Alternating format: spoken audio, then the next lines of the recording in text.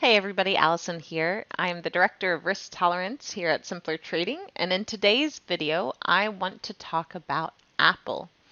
So I feel a little sad about this one just because I missed a really great entry. For those of you who caught it because you have the divergent bar indicator, or you've just been following along with some of my analysis this year on what to look for potential short opportunities, then I hope you're able to catch it. But basically, we had a nice move to retest the 100. We tried to trade a little bit above it, but ultimately failed, starting to make a bearish divergent bar while the Bollinger Bands were flattening out. So this was your first clue to potentially look at shorting this for a lower low. Now I understand this would have made me a little hesitant too to short from here just because you do, for the low of that day, even have support right there with the 10.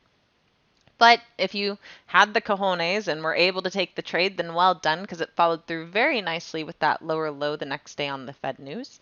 And this was actually the second day where you had an opportunity to look at shorting it. Whenever it went up to test the 100 again and it failed it after trading above the 100, that is usually a good sign to look at shorting, especially even if you waited for the close of the day, right? The fact that the close of the bar not only broke the 10 but the 30 period simple, all of this was a good sign that we could reverse back down to at least test the ATR trailing stop, if not maybe see the trend move lower. So I unfortunately missed that setup, and the very next day when I tuned back into Apple, it had followed through very nicely on this and did in fact go right into the ATR trailing stop. And so now this is kind of the current line in the sand. So what I'm looking for on Apple is one of two things to potentially look at shorting this continuing to the downside.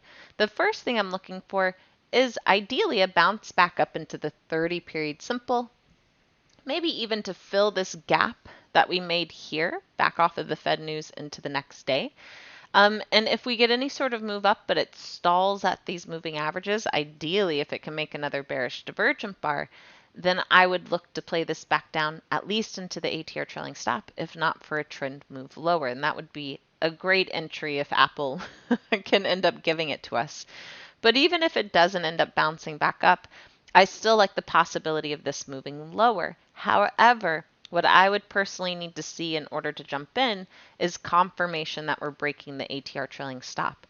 And though Friday and today we did start to break the level from an intraday perspective, both of these bars ended up holding the level into the close, and therefore it has maintained trading support. So ideally what I need to see is a break of this level into the close to where support turns back into resistance, very much like it did here. And when that happens, right, that's a good sign to look at playing this lower. Why? Because we have the momentum already starting to cross below the zero line, which shows bearish weight and has plenty of room to move lower. We have a bearish signal on the compound breakout tool. We have a low compression squeeze, which could end up firing to the downside. We have levels that we've traded at lower than this year, right? So 130 might be a great next target to the downside, if not lower. We have the 10 getting ready to cross below the 30 while both remain below the 100. So if we start to see that, that starts to go into a bearish trend. So we have all this bearish weight either lining up or starting to line up. But this to me is kind of the last line in the sand. And so I would really prefer to start to see a break in this. And if it breaks, then I wouldn't mind playing it lower. The first target I would have is down to 130, followed by the 120 range. And that's really the bigger level I'd play this down into. It's a monthly support level.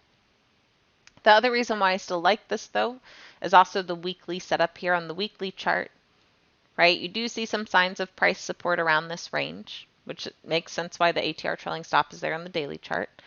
But you can see the weakness that's starting to appear here. The moving averages, which are consolidated, are starting to turn bearish. So it wouldn't take much for this to start to go into a bearish trend. The momentum is already bearish below the zero line and has room to continue down towards the bottom of the axis. Don't quite have the bearish signal on the compound breakout tool, so I would prefer to see that. Right now it's still more a consolidating one, which makes sense given the overall consolidation that we've been in. But once again, even the weekly chart is angling a bit more towards that bearish sentiment. Now, this week we have CPI data. I don't know which way that's going to move the market, right? It could come out as a surprise and the market's very happy and everything bounces back up, and in turn Apple could bounce up with that. So we want to keep our risk low. And you might wait till the news comes out, because if Apple bounces up into this resistance level and holds, like I said, this would be a much better place to then look at reshorting from. However, if the CPI data comes out negative and causes the market to sell off, just like it did back here, even if it's just off the open that it sells, then you might want to be in this trade already in order to participate in it. So no matter what, I'd keep my risk very low, just due to the uncertainty around how that news could cause the market to move. But between the technical setup and some of the stuff happening on the manufacturing side with China, to me, I like the weakness here in Apple to where it could start to go lower. And if it really breaks 120, then I'd be looking for this to go back down towards 100 and test that. We've seen a lot of the big names either test or break 100 this year. And so I don't think it would be out of the question for Apple to do so. It's been arguably one of the strongest symbols, right, that's been holding on this year from a tech perspective. But if the market is going to really start to sell off, kind of like what happened here, Apple could very well go with it, especially with what the technicals are potentially hinting at. So there are a few different ways you could look to trade this.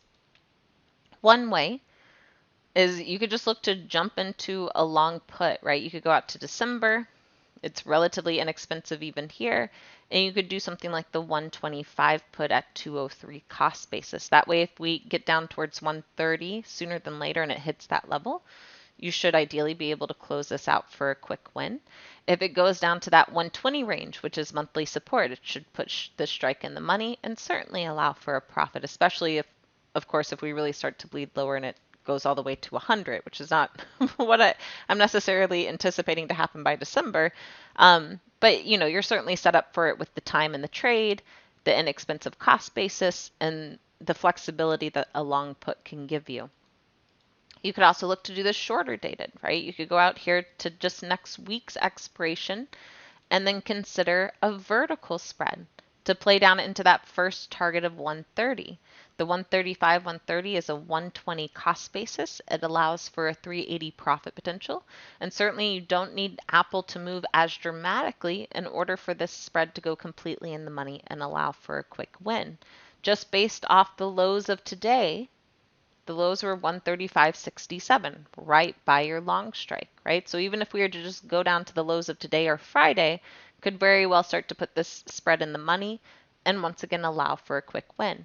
So there are different ways to take a look at this setup and how you might consider trading it, whether it's just off the short-term idea that the CPI data could weigh on this, have us break the ATR trailing stop and start to move lower, even if it's just from an intraday move like this. Or if you're looking to try and play the squeeze and the idea that this is going to fire short and give yourself some time with a long put. Either way, Apple is still relatively inexpensive, so I like the risk versus reward parameters that this symbol can create while overall keeping our capital risk low for the account. Thank you so much for joining me. As always, have a great rest of your trading day. And remember, guys, if the CPI data causes any sort of positive bounce up, then look to protect your capital risk on this if you choose to, especially if we really start to break above the 30 or the 10 period simple, right? Then you might want to take some management actions, protect your capital risk, and then reevaluate things to see if resistance holds to where you can short from there back down again. But thank you guys for joining me. As always, may the trade be with you, my fellow Jedis, and I look forward to talking to you next time. Bye, guys. Hey, Allison Ostrander here, Director of Risk Tolerance at Simpler Trading.